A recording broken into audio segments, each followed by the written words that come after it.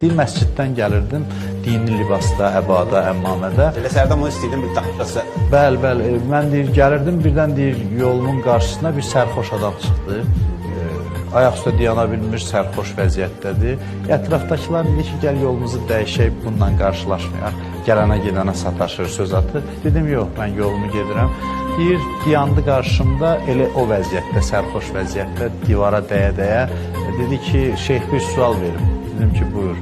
Dedi ki, məni görürsən nə vəziyyətdəyəm? Dedim, bəli, sərxoşam. Vəziyyətimi də görürsən? Dedim, bəli. Dedi ki, mənim içimlə çölüm eynidir. Mən necəyəmsə eləyəm.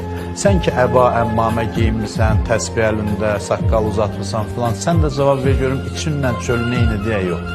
Mən düşündüm, gördüm ki, çox mənə ağıllı sözdür və ömrünün sonuna qədər bir hər dəfə o sərxoş adamın sözü yadına düşəndə ağlayırdı.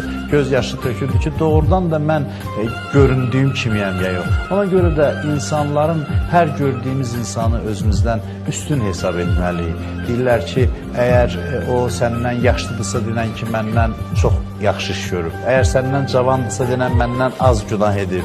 Əgər onun günahları aşkardır, məsələn o bəzi günahlar edir ki, sən eləmirsən. Denən ki, onun eyibləri aşkardır, mənim eyiblərim bəlkə gizlidir. Bəlkə yaxşılıqlarımın arxasında eyiblərimi gizlətmişəm.